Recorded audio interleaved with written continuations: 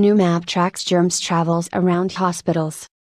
In the first study of its kind, researchers have conducted a year-long survey of the bacteria in a newly constructed hospital, starting 2 months before the facility opened and continuing over the next 10 months.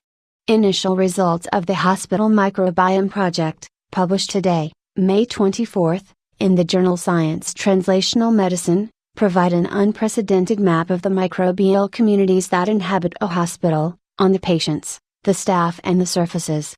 The study also gives researchers foundational information that could improve the understanding of hospital-acquired infections, the researchers said. We are mapping a new world in the hospital so that we can understand the trade routes, if you will, of microbes moving in that space, said study senior author Jack Gilbert, director of the Microbiome Center at the University of Chicago.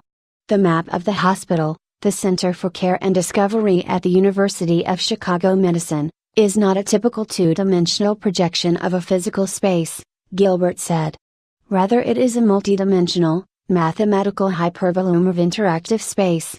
The map shows not only where the microbes are, but also how they tend to move around.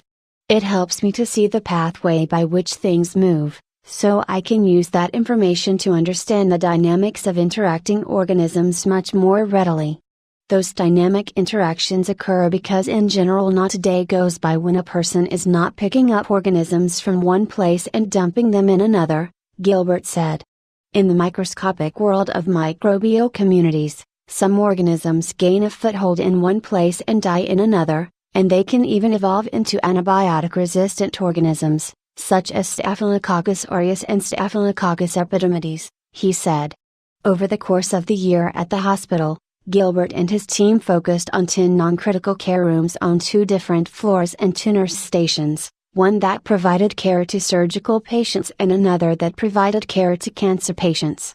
In the rooms, the researchers collected samples from multiple surfaces, including the floor, bed rail, door handles and phones.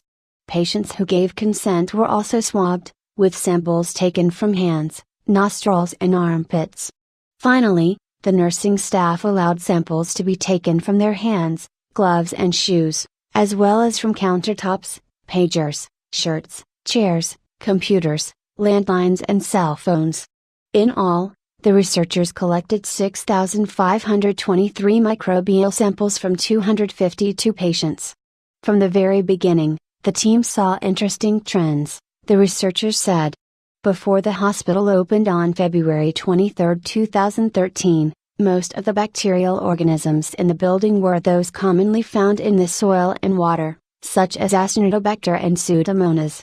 But after the hospital opened, the soil and water microbes were quickly replaced by those typically found on human skin, such as Corynebacterium, Staphylococcus and Streptococcus. The staff disinfected rooms daily with an ammonium cleaning solution, and after a patient was discharged, the room was cleaned with bleach. Despite this, some microbes survived. 5 ways gut bacteria affect your health. You've got this horribly alien environment. It's basically raining humans and animals and plants down onto a volcanic island, Gilbert said. It's a horrible environment, and only a few microbes are ever going to survive. Those that live tended to move from a room's surfaces onto a new patient on that person's first day in the hospital, the study found. By the second day, though, the patient's own microbes began colonizing the room's surfaces, replacing the bacteria from the previous person. Gilbert and his team said they encountered a couple of surprises. During the heat and humidity of summer, staff members shared more bacteria with one another. The scientists also found that different surfaces contain different kinds of microbes. The organisms on telephones were different from those on door handles and computer mice. This shows that although bacterial organisms come from common sources, each of the microenvironments somehow selects for distinct microbes, Gilbert said. That helps us consider the different surface materials and what their impact could be on the ecosystems, he said. This information could provide a foundation for future studies that look specifically at infections that patients acquire after being admitted to a hospital, Gilbert added. For 92 patients in the study who were in the hospital for months, some potentially harmful bacteria, including Staphylococcus aureus and Staphylococcus epidermidis, acquire genes associated with antibiotic resistance, the study said. Although the patients did not acquire infections, microbes with antibiotic resistance genes were present in the room in numbers that were greater on surfaces than on skin. 6 superbugs to watch out for. Most of the microbes that Gilbert and his team found were benign, though, and unlikely to cause any problems. If anything, this study is an education to all of the germaphobes out there, Gilbert said. You're swimming in bacteria and most of them are dead, but there's a lot of them that are alive and there's not much you can do about it,